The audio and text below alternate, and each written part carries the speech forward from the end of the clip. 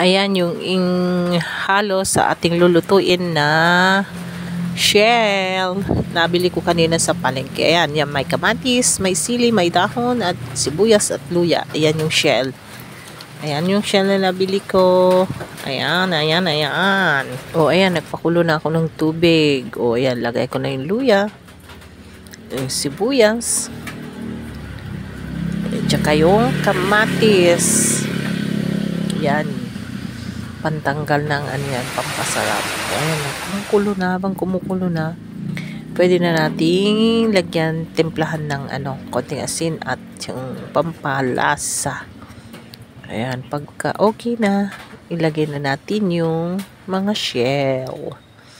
Ayan, dakot-dakot lang. Dakot-dakot lang kung pwede. Ayan, lagay na. Lagay na natin. Hintayin na lang natin na kukulo sila lahat. Takpan ulit. Ayan, kumulo na siya. Tignan nyo yung mga shells, unti-unti nang bumubuka.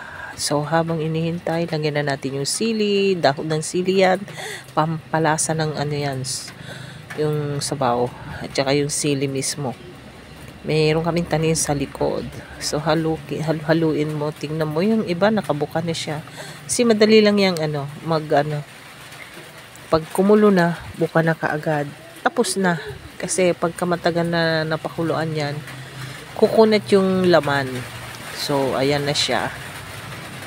Ang sarap ng sabaw talaga. Ayan.